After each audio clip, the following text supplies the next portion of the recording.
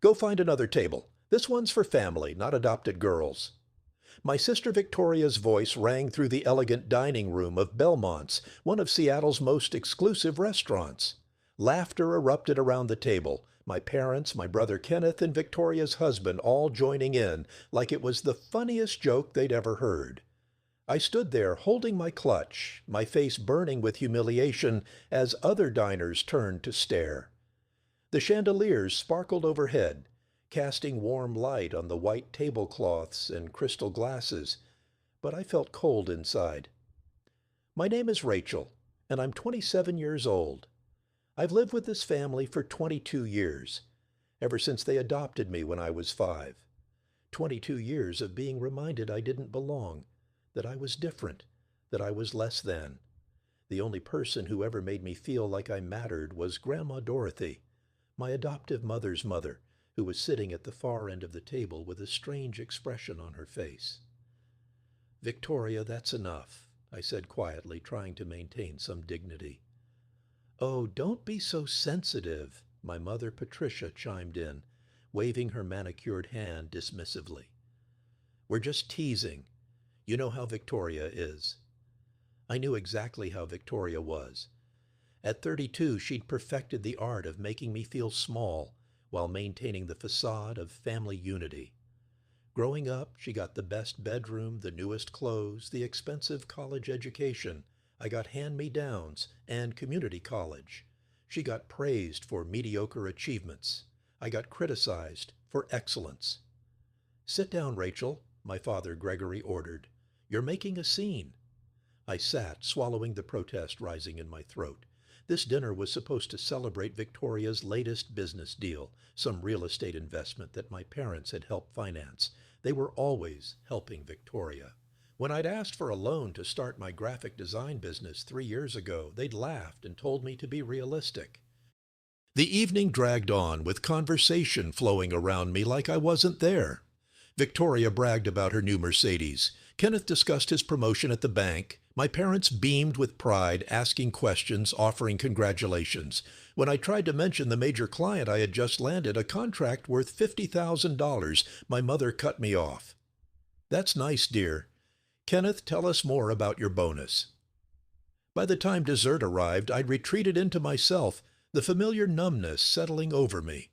This was my role in the family, the outsider, the charity case, the one they kept around to feel good about themselves. Then the waiter approached with the check. My stomach dropped as he placed the leather folder directly in front of me. I stared at it, confused. "What's this?" I asked. Victoria's laugh was sharp and bright. "Oh, didn't we mention you're paying tonight? Consider it your contribution to the family, since you're always taking and never giving." "Taking?" The word came out strangled. "I've never asked you for anything." "The roof over your head growing up, the food, the clothes." Patricia ticked off items on her fingers. "We gave you everything, Rachel. The least you can do is buy us dinner." My hands trembled as I opened the folder. The total made my vision blur, 3,270s. They'd ordered the most expensive wines, multiple appetizers, premium steaks, lobster tails. Kenneth had ordered 3 desserts just because he could. "I can't afford this," I whispered. "Of course you can," Victoria said sweetly. "You just told us about your big client. $50,000, wasn't it? This is nothing to you now." The truth was that $50,000 was spread over 6 months of work, and most of it was already allocated to business expenses, rent, and paying off the student loans my family had refused to help with. This single dinner would wipe out my savings. But I couldn't make another scene, couldn't give them more ammunition to call me ungrateful, difficult, dramatic.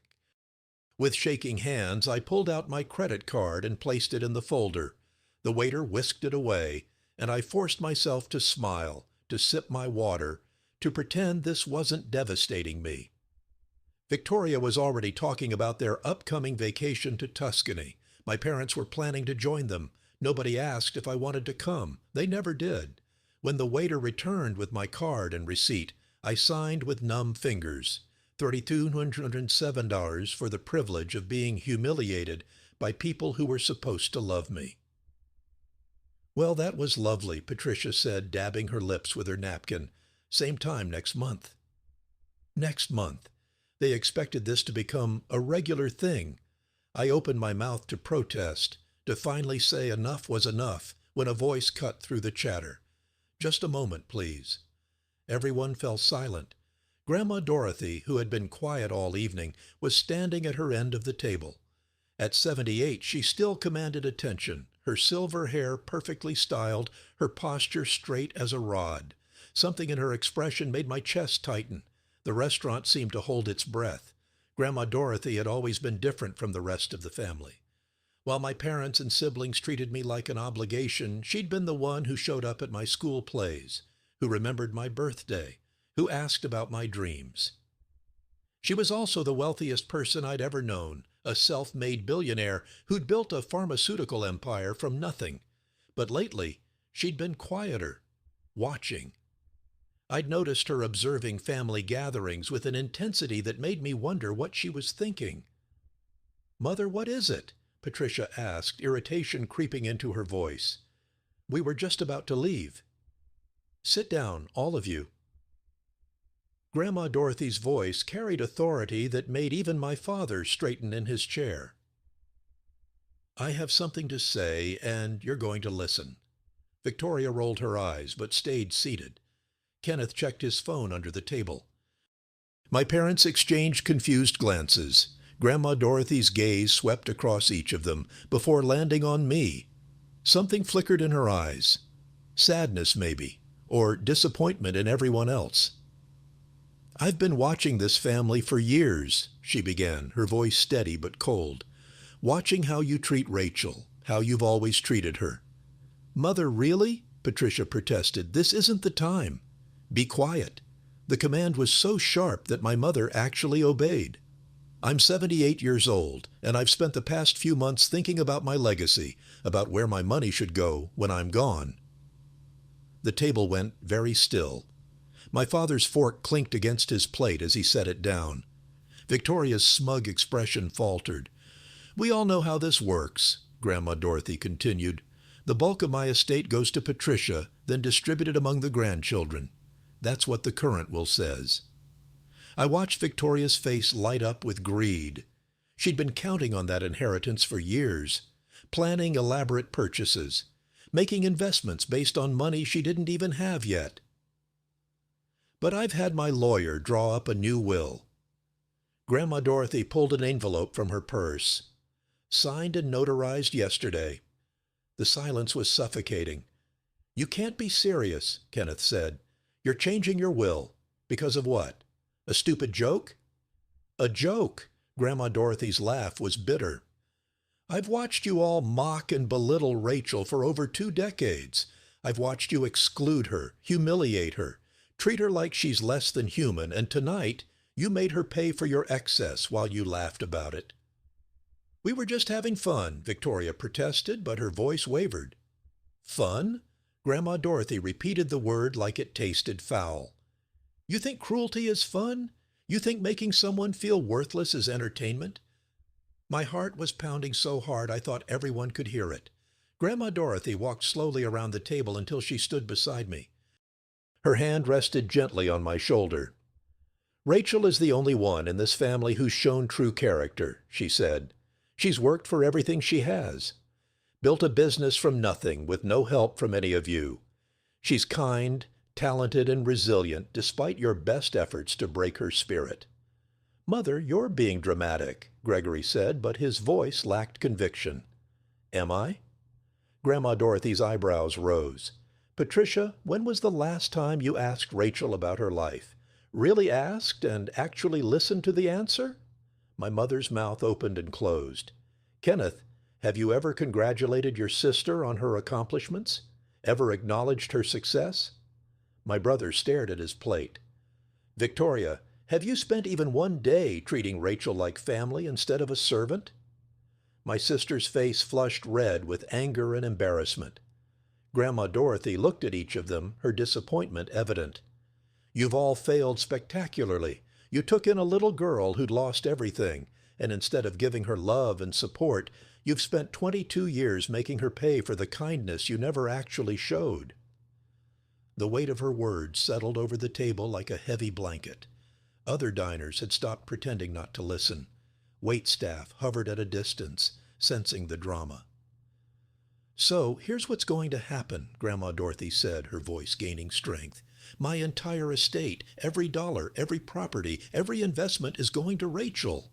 The explosion was immediate. "What?" Victoria shrieked, jumping to her feet. "You can't do that. That's not fair." Kenneth slammed his hand on the table. "Mother, think about what you're saying," Patricia pleaded. "You're talking about billions of dollars. Rachel isn't even really family." "Stop." Grandma Dorothy's command silenced them again. "Rachel is more family than any of you have ever been. She's earned this not through blood, but through character. Through being a better person than all of you combined."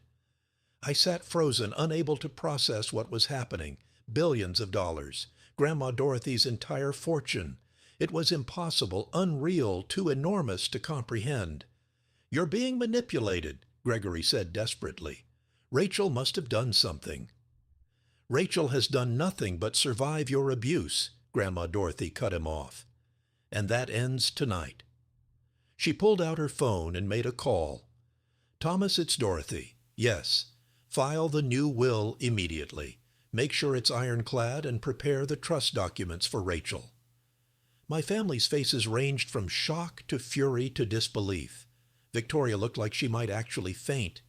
Kenneth's face had gone purple. My parents seemed to age a decade in seconds. "This isn't over," Victoria hissed at me. "We'll contest it. We'll fight you in court." "Try it," Grandma Dorothy said calmly. "I've made sure everything is completely legal, and I'm of sound mind, as a medical evaluation from this morning confirms." She'd planned this, every detail. The explosion that followed was like nothing I'd ever witnessed. Victoria lunged across the table, her face contorted with rage. Kenneth grabbed her arm, but his own anger was barely contained. My parents sat in stunned silence, their carefully constructed world crumbling around them. "You manipulative little—" Victoria snarled at me. "You planned this. You've been playing the victim this whole time." "Enough." Grandma Dorothy stepped between us. "Rachel has done nothing wrong. She didn't even know about this until now." It was true. I was still reeling, my mind unable to grasp what had just happened. Billions of dollars. Grandma Dorothy's entire estate, everything she'd built over her lifetime. "Why are you doing this?" Patricia's voice cracked, tears streaming down her face. "I'm your daughter, your blood." "And you should be ashamed of how you've acted," Grandma Dorothy replied, her voice softer but still firm. "I gave you every advantage in life, Patricia. Education, opportunities, love, and you took all of that and learned nothing about compassion or kindness. Instead, you passed your cruelty down to your own children." Gregory tried a different approach. "Let's be reasonable. We can work this out. Maybe split the estate." "There's nothing to work out," Grandma Dorothy said. "The decision is made. My lawyers have everything in order. The trust is established. Rachel will receive everything when I pass, with immediate access to certain accounts starting tomorrow." Tomorrow. The word hung in the air. This wasn't some future promise. This was real, immediate, happening. Kenneth leaned forward, his voice low and threatening. "You're making a huge mistake. Rachel doesn't know how to handle that kind of money. She'll blow through it in a year." "Rachel has built a successful business on nothing," Grandma Dorothy interrupted. "She's more financially responsible at 27 than any of you have ever been. She's had to be, because you never helped her." I found my voice shaky and uncertain. "Grandma, I don't understand. Why now?" She turned to me and her expression softened. "Because I've watched you suffer long enough, sweetheart. I'm dying." The world tilted. "What?" The word barely came out. "Pancreatic cancer, stage 4. I have maybe 6 months, probably less." She said it so calmly, but I saw the pain beneath the composure. "I found out 3 months ago, and I've spent that time getting my affairs in order, making sure my legacy goes to someone who deserves it."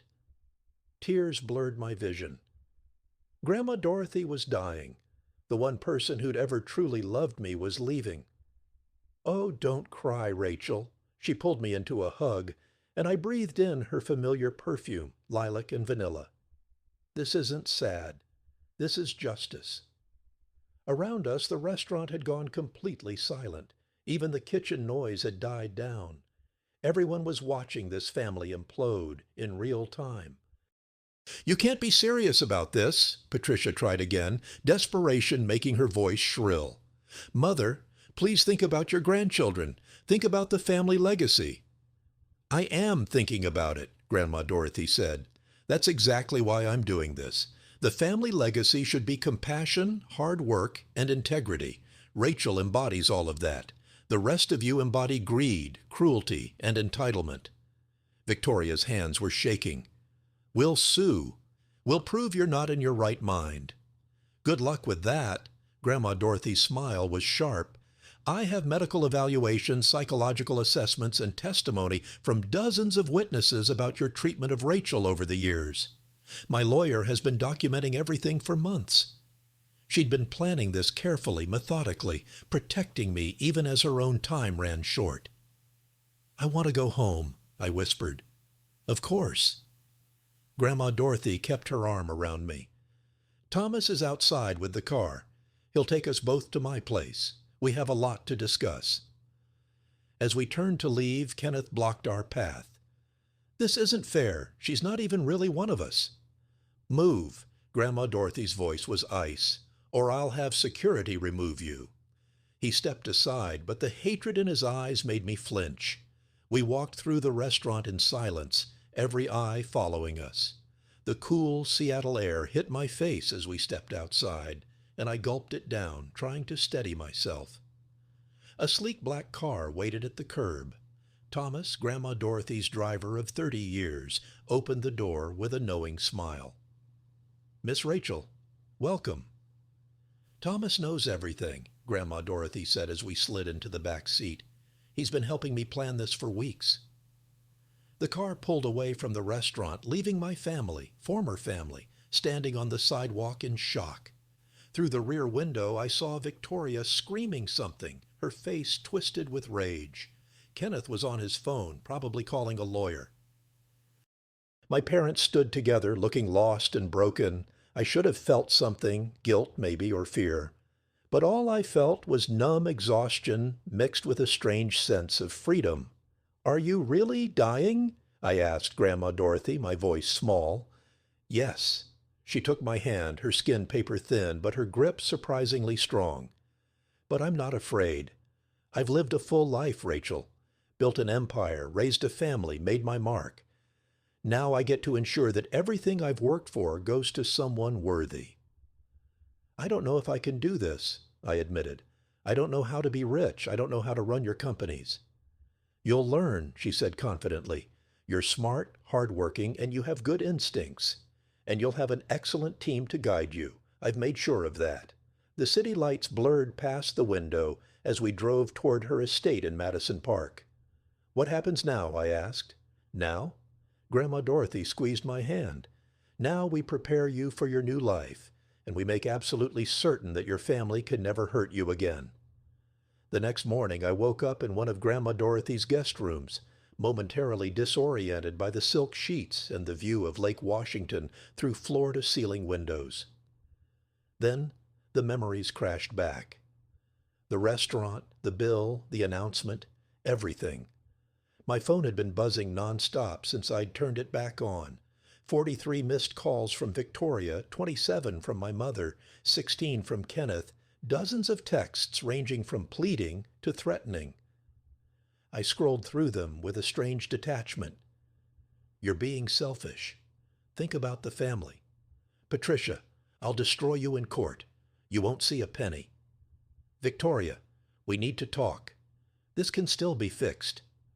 Gregory, Grandma's clearly not thinking straight. Help us get her evaluated. Kenneth," I set the phone down and walked to the window. Grandma Dorothy's estate sprawled across 3 acres of prime Seattle real estate. The morning sun glinted off the lake, sailboats already dotting the water. This was mine now, or would be soon. A soft knock interrupted my thoughts. "Miss Rachel? Breakfast is ready, and Miss Dorothy would like to see you in the study." I found Grandma Dorothy sitting behind an enormous mahogany desk, looking surprisingly energetic despite yesterday's revelation about her health. Thomas stood nearby, and a distinguished-looking man in an expensive suit sat across from her. "Rachel, this is Walter, my attorney," Grandma Dorothy said. "We need to go over some things." Walter stood, shaking my hand with a firm grip. "Miss Rachel, it's a pleasure. Your grandmother has spoken very highly of you." I sat down, feeling like I was in a dream. Walter opened a leather portfolio and began explaining the details of the trust, the companies, the investments. Numbers that seemed impossible swam before my eyes. $3 billion in liquid assets, $5 billion in property and investments, stakes in pharmaceutical companies, real estate developments, tech startups. The immediate access accounts activate today, Walter explained. $5 million for your personal use while the trust is being finalized. Your grandmother wanted to ensure you had resources right away. $5 million for immediate use. I felt dizzy. "There's more," Grandma Dorothy said, her eyes sharp. "Your family will try to contest this. They'll claim undue influence, diminished capacity, anything they can think of. We need to be prepared." "What can they actually do?" I asked. Walter leaned forward. "Legally, not much. Miss Dorothy has documentation proving her sound mind, including evaluations from 3 separate doctors. The will is ironclad. However, they can make the process difficult, drag it out in court, create negative publicity." "Let them try," Grandma Dorothy said firmly. "I've been documenting their treatment of Rachel for years. Every cruel comment, every exclusion, every incident of financial abuse. If they want a court battle, I'll bury them with evidence." My phone buzzed again. "Victoria." I silenced it. "There's something else you need to know," Grandma Dorothy said, and something in her tone made me tense. "Your adoption wasn't quite what you think it was." The room seemed to tilt. "What do you mean?" I asked. She pulled a folder from her desk drawer, sliding it across to me. "When Patricia and Gregory adopted you, they received a substantial sum of money, $750,000 to be exact. It was meant to cover your care, education, everything you'd need growing up." I stared at the documents in the folder, bank statements, transfer records. "They took money for adopting me." "From a trust set up by your birth parents," Grandma Dorothy confirmed. "They died in a car accident when you were 5. They had established a trust to ensure you were cared for. Patricia and Gregory were approved as adoptive parents and given access to those funds." My hands shook as I flipped through the papers.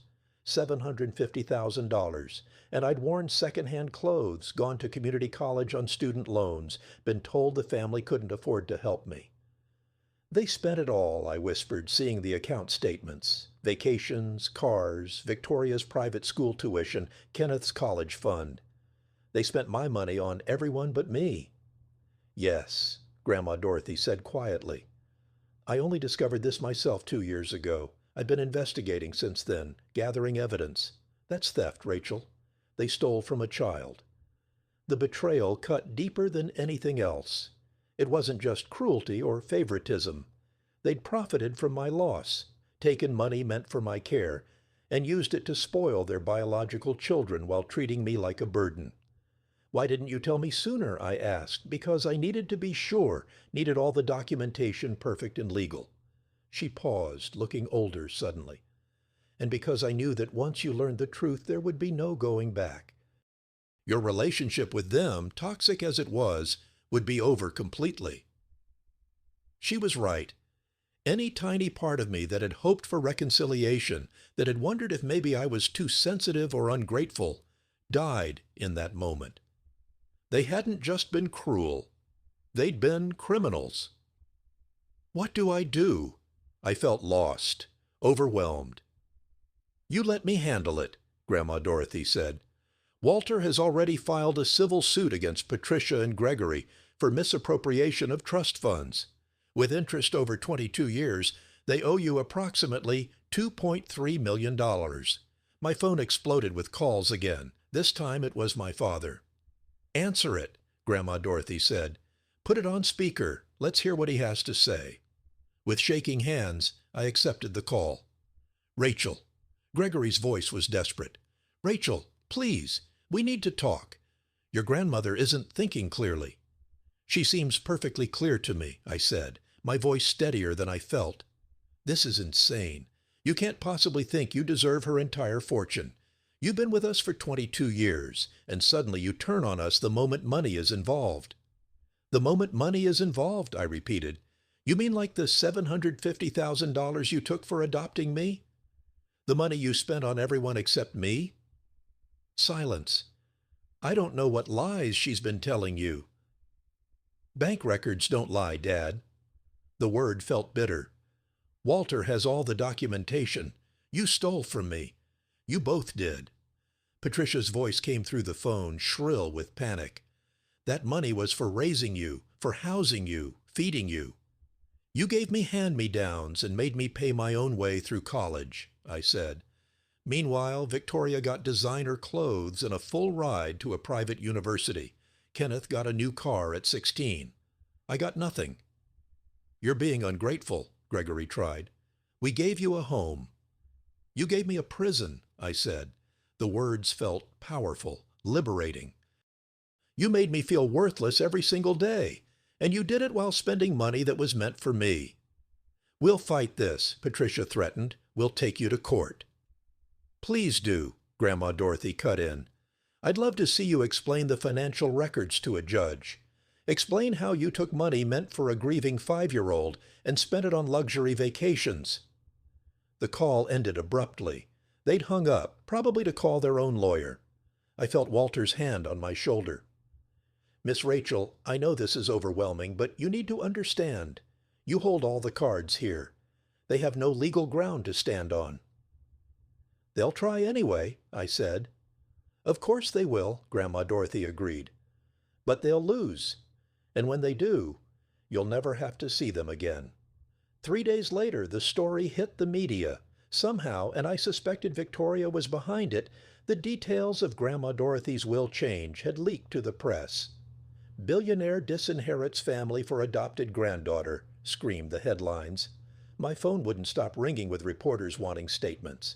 I'd moved into Grandma Dorothy's estate temporarily, unable to face my apartment where my family knew the address. Thomas had retrieved my things, and I was living in a strange bubble of luxury and chaos. The public reaction was divided. Some praised Grandma Dorothy for rewarding character over blood. Others called me a manipulative gold digger who'd seduced an elderly woman for her fortune. The comment sections were brutal. She must have been sleeping with the old woman's lawyer or something. Gold digger alert. This girl knew exactly what she was doing. Good for Dorothy. Family isn't blood. It's how you treat people. That adopted girl is going to blow through billions in a year. Watch. I tried to ignore it, but the words burrowed under my skin. Was I wrong to accept this? Should I have refused Grandma Dorothy's gift? I asked one evening. "Stop reading those," Grandma Dorothy said, finding me hunched over my laptop in the library.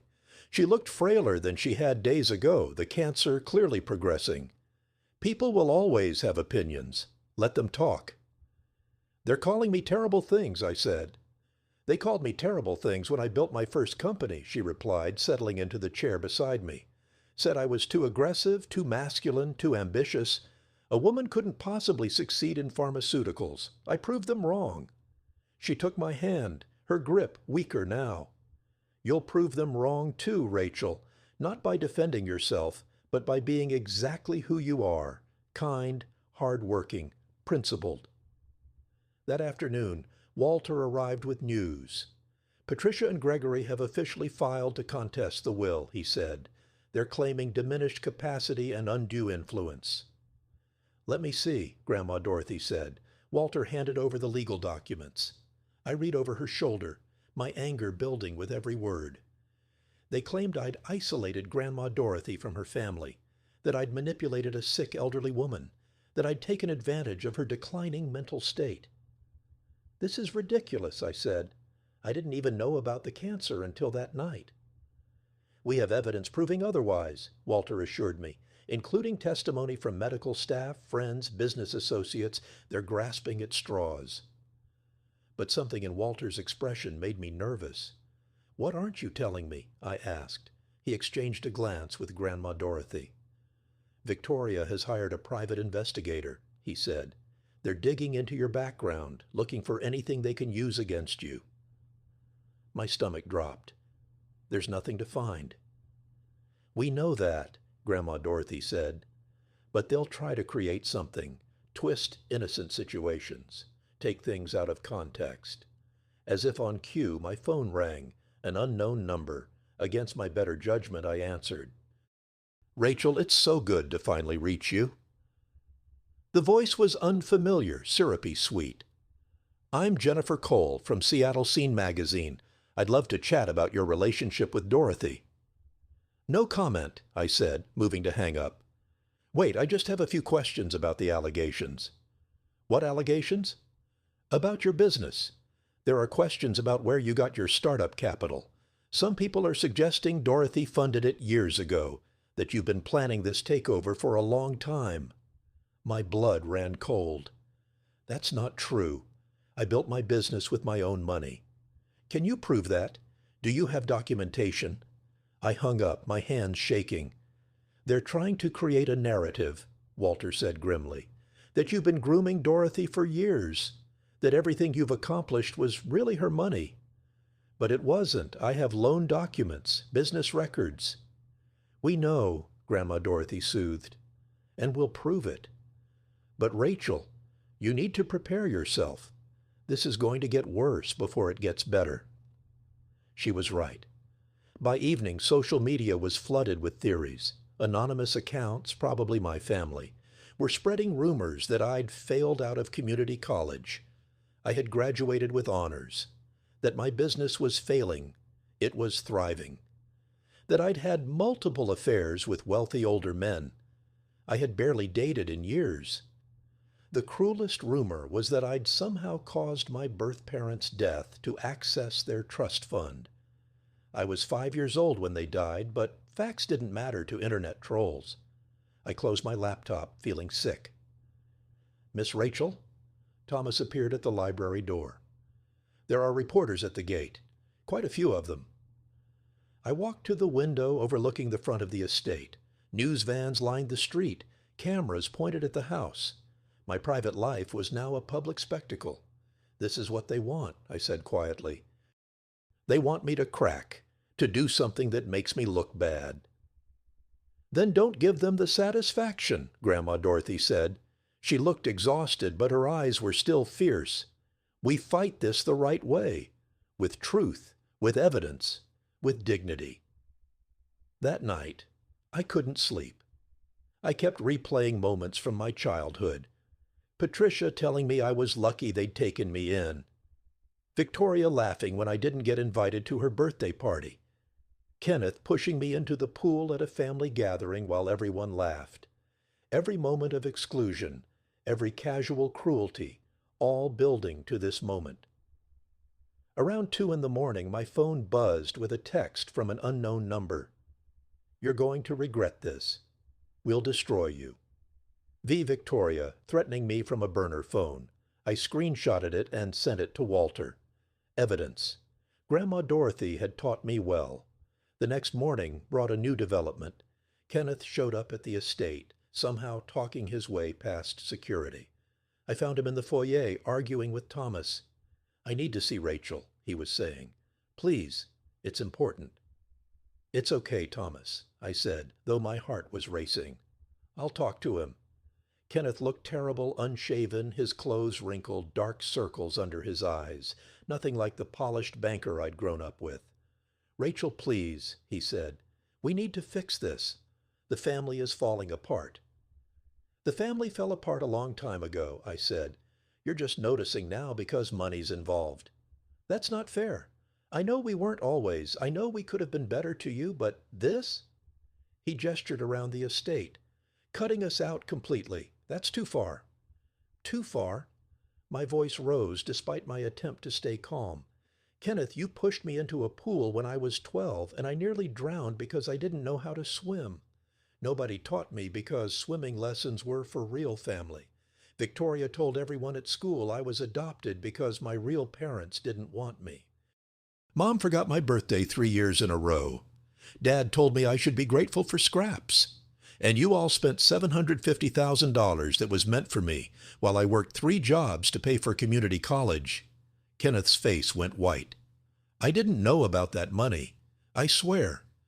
You didn't know because you never asked. None of you ever asked about me, about my life, about whether I was okay. The words poured out, years of pain finally finding voice. You want to fix the family? There's nothing to fix. It was broken from the start. Rachel, please, get out.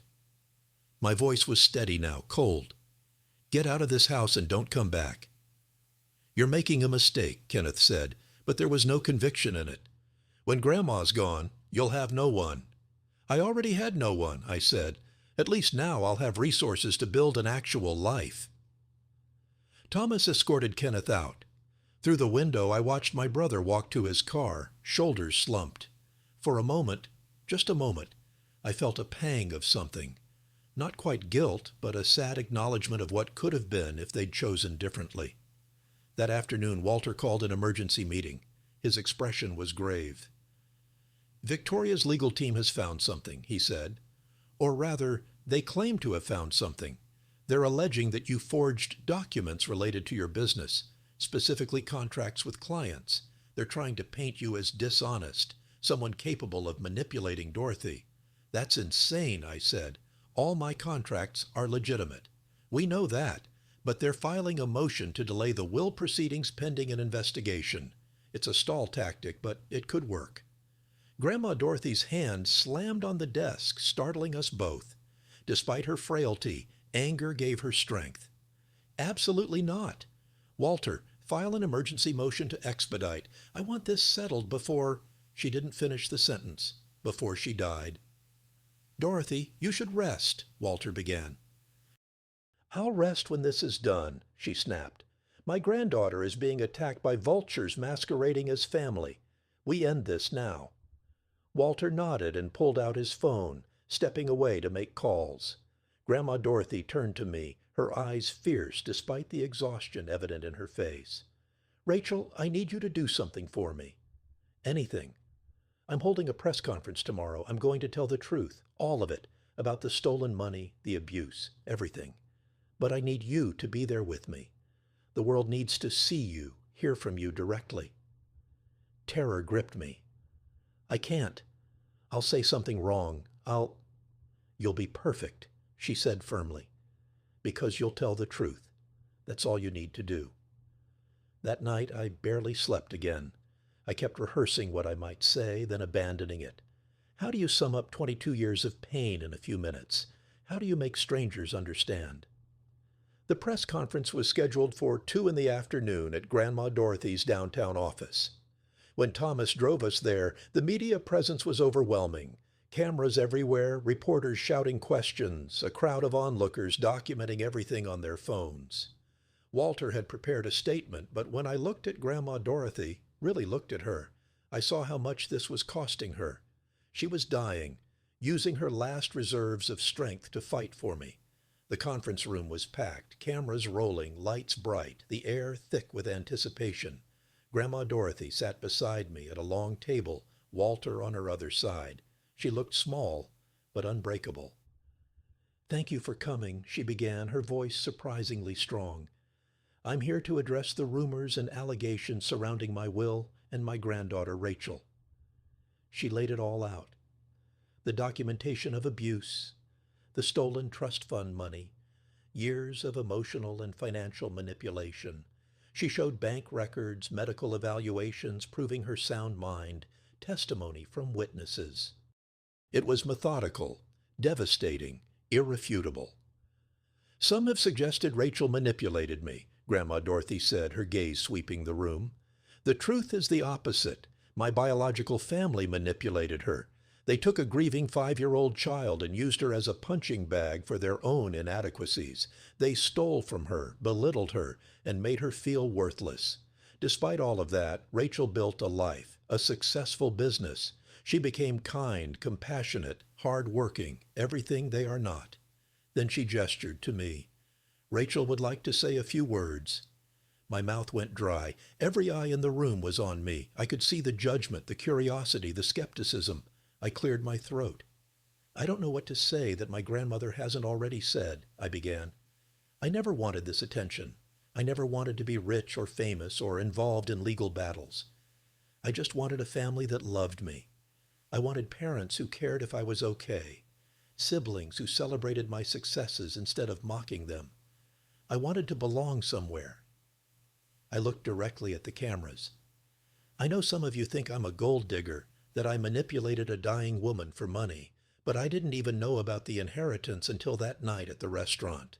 I didn't know my grandmother was sick. I didn't know about the stolen trust fund money. All I knew was that once again, my family was humiliating me and demanding I pay for the privilege. Tears threatened, but I pushed through. My grandmother is giving me her fortune because she believes in who I am, not because I asked for it. And I'm going to honor that trust by being exactly who she sees, someone who builds things, helps people, and refuses to be cruel just because it's easier. The questions came fast and furious after that, reporters shouting, cameras flashing. But Walter fielded them expertly, and Grandma Dorothy sat beside me, her hand finding mine under the table. As we were wrapping up, Victoria burst through the doors. Security moved to stop her, but she was already shouting, "This is all lies! She's brainwashed you all!" Victoria's makeup was smeared, her designer dress wrinkled. She looked unhinged. "I'm the real victim here. That adopted brat has stolen my inheritance." The camera swiveled to her, capturing every second of her meltdown. "Ms. Victoria," a reporter called out, "what about the allegations that your parents stole trust fund money meant for Rachel?" "That money was ours. We earned it by raising her ungrateful ass," Victoria snapped. "You earned $750,000 for treating an adopted child like garbage?" another reporter asked. "You spent it on yourselves while she went without?" Victoria realized her mistake too late. The cameras had caught everything, her admission, her rage, her complete lack of remorse. "Get her out of here," Walter said to security.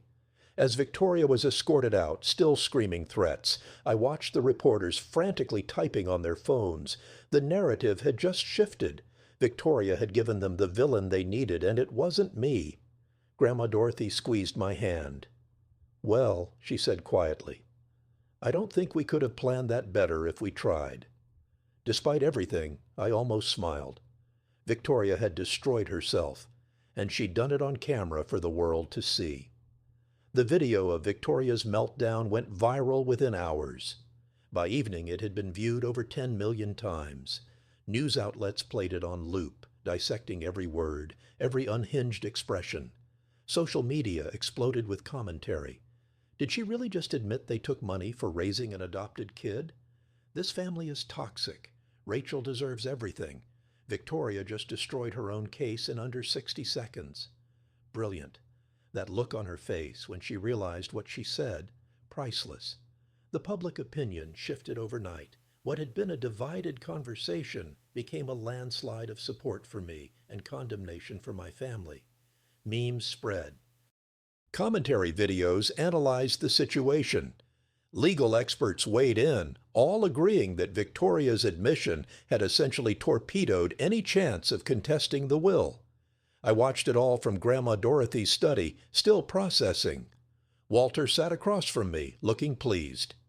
"Their legal case just collapsed," he said. "Victoria's admission that they earned the trust fund money by raising you is essentially a confession to misappropriation of funds. Combined with the documentation we already have, they have no leg to stand on." "What happens now?" I asked. "Now their lawyers will try to do damage control, but it's too late. The court hearing is in 3 days. I'd be shocked if the judge doesn't rule in our favor immediately." He paused. "There's also the criminal aspect. The district attorney's office has reached out. They're considering fraud charges against Patricia and Gregory. Criminal charges. My parents could go to prison. Grandma Dorothy entered the study, moving slowly with Thomas supporting her arm. She had declined rapidly since the press conference, the effort having drained her reserves, but her eyes were still sharp. "Don't look so worried," she said, settling into her chair. "They made their choices. Now they face the consequences." "They're still my parents," I said quietly. "Or they were supposed to be." "They were never your parents," Grandma Dorothy said firmly. "Parents protect their children, love them, support them. What Patricia and Gregory did was exploitation, pure and simple." My phone buzzed. Another message, but this one made my blood run cold. "I know where you live now. This isn't over. V." I showed it to Walter, who immediately made a call. "I'm getting a restraining order filed today and increasing security at the estate," he said. "She's desperate," Grandma Dorothy observed. "Desperate people do dangerous things." She was right. Over the next 2 days, Victoria's behavior became increasingly erratic. She showed up at my old apartment building screaming at tenants. She posted long, rambling rants on social media, each one more unhinged than the last. She claimed I'd used witchcraft to manipulate Grandma Dorothy, that I was part of a conspiracy, that she was the real victim of elder abuse. Each post only made things worse for her. The public watched her self-destruct in real time, and any sympathy that might have existed evaporated. Kenneth tried a different approach. He went on a local news program, presenting himself as the reasonable middle ground. "Look, I think there were mistakes made on both sides," he said earnestly to the camera. "Yes, maybe we weren't as welcoming to Rachel as we should have been, but to cut the entire family out over childhood disagreements, that seems extreme." The interviewer wasn't buying it.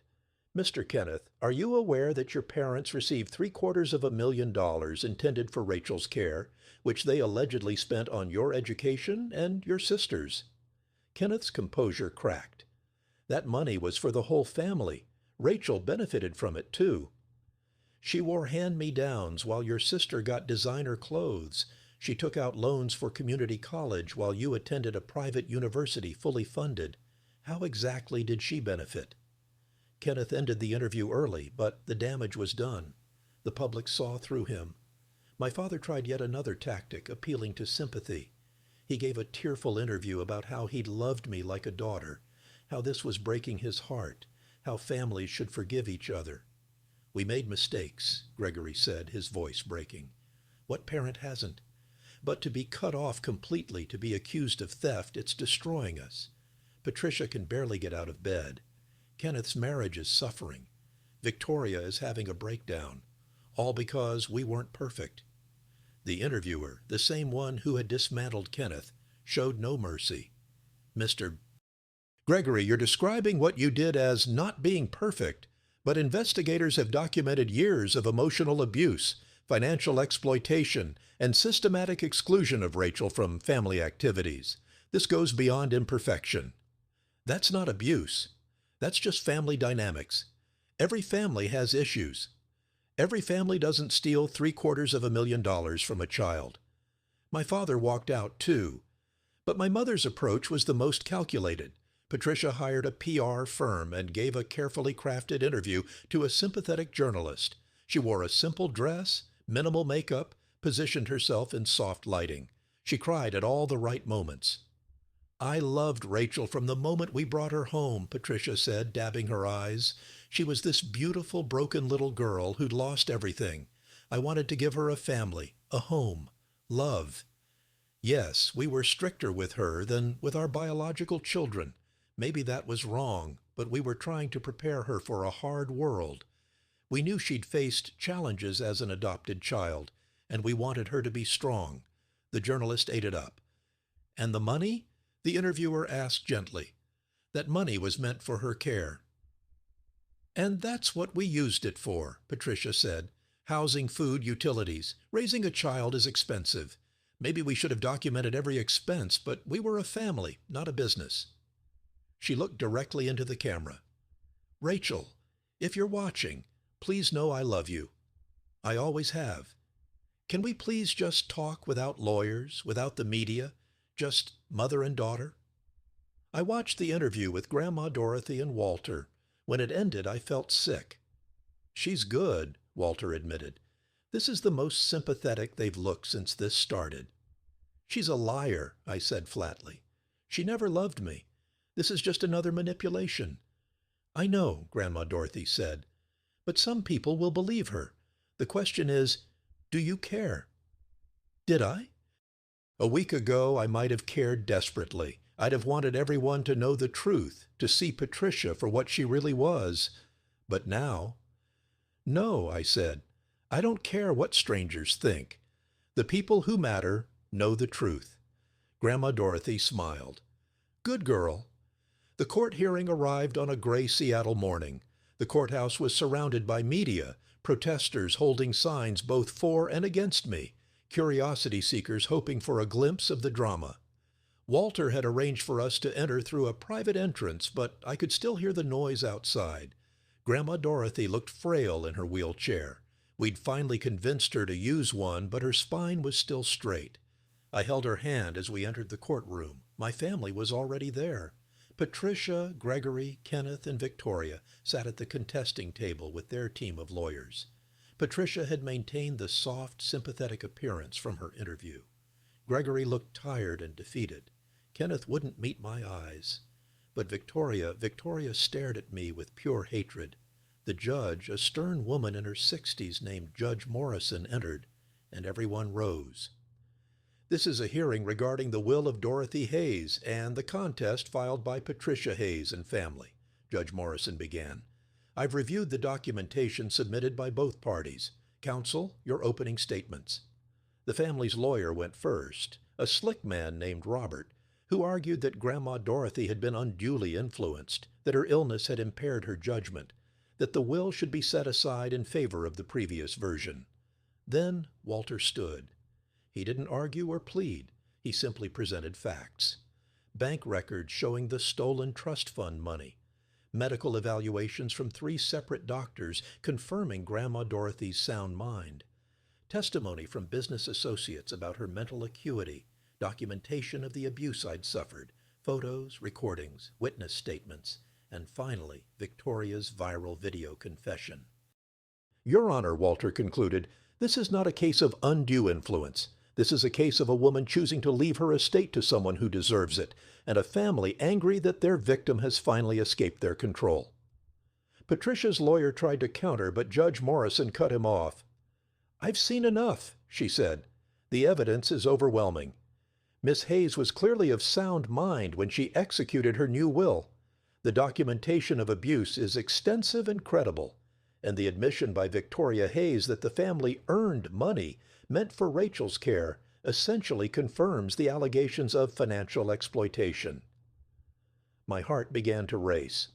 Furthermore, Judge Morrison continued, the behavior exhibited by the contesting parties during these proceedings, including threats, harassment, and public defamation, only reinforces that Miss Hayes's decision was correct. A family that truly loved Rachel would never have treated her this way before or after the will change. Victoria stood up, unable to contain herself. Sit down, Judge Morrison commanded, or I'll hold you in contempt. Victoria sat, but her fury was palpable. I'm ruling in favor of the will as executed, Judge Morrison declared. The contest is dismissed with prejudice. Furthermore, I'm ordering Patricia and Gregory Hayes to pay restitution for the misappropriated trust funds, $750,000 plus interest over 22 years, totaling approximately $2.3 million. They have 90 days to pay in full. The courtroom erupted. Patricia collapsed in her chair, sobbing. Gregory looked like he'd aged 10 years in 10 seconds. Kenneth put his head in his hands. Victoria started screaming obscenities until bailiffs escorted her out. I sat frozen, unable to process that it was over. We'd won completely, decisively, irrevocably. Grandma Dorothy squeezed my hand. It's done, sweetheart, she whispered. You're free. Media swarmed us as we left the courthouse, but Walter and Thomas created a barrier. I heard the questions being shouted. How did I feel? What would I do with the money? Did I have a message for my family? But I didn't answer. I just helped Grandma Dorothy into the car and let Thomas drive us away. Back at the estate, Grandma Dorothy was exhausted but satisfied. "I can die happy now," she said, and the words hit me like a physical blow. "Don't say that," I whispered. "Please." "Oh, Rachel," she cupped my face with her thin hands. "I'm not afraid. I got to see justice done. I got to know my fortune will be used for good. That's more than most people get." Over the next 3 weeks, I watched Grandma Dorothy fade. She slipped in and out of consciousness, sometimes lucid, sometimes lost in memories. I stayed by her side, holding her hand, telling her about my plans for the foundation. I wanted to start something to help adopted children who were being abused or exploited. "That's perfect," she murmured during one of her clearer moments. "Help others like you break the cycle." "I will," I promised. "I'll make you proud." "You already have." Her smile was peaceful. "You survived them, Rachel. You stayed kind when they were cruel. You worked hard when they tried to break you. You're everything I hoped you'd be." She died on a Tuesday morning with me holding her hand and the sun streaming through the window. Her last words were, "Thank you for being my real family." I stayed with her for a long time after, crying for the woman who'd saved me, who'd loved me, who'd given me a future, the only grandmother I'd ever really had. The funeral was private, just me, Thomas, Walter, and a few of Grandma Dorothy's close friends. My family wasn't invited, though Patricia tried to crash it and was turned away by security. In the weeks that followed, the full transfer of assets was completed. I was now the sole heir to a $3 billion fortune. The number was still incomprehensible, but I was determined to honor Grandma Dorothy's legacy. The first thing I did was establish the Dorothy Hayes Foundation for Adopted Children, not because it sounded good or made me look charitable, but because I knew firsthand how many kids were trapped in situations like mine. The foundation would provide legal support, counseling, emergency housing, and educational funding for adopted children suffering abuse or exploitation. The second thing I did was hire an excellent management team for Grandma Dorothy's companies. I wasn't ready to run billion-dollar corporations, but I could learn. I attended every meeting, asked questions, studied at night. Slowly, I began to understand the empire she'd built. My family's downfall was swift and brutal. Unable to pay the $2.3 million in restitution, Patricia and Gregory were forced to sell their house, their cars, everything of value. They moved into a small apartment in a rough neighborhood, ironic, considering they'd always looked down on people they deemed beneath them. Gregory faced fraud charges for the trust fund theft and was sentenced to 3 years in prison. Patricia received 2 years. Kenneth, who'd benefited from the stolen money through his education, was required to pay back his portion, approximately $400,000.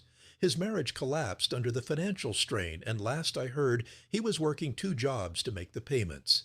But Victoria's fate was the most satisfying. Her viral meltdown had destroyed any credibility she had. Her husband divorced her, taking their house and most of their assets. She'd invested heavily in a restaurant venture that failed spectacularly, leaving her deep in debt.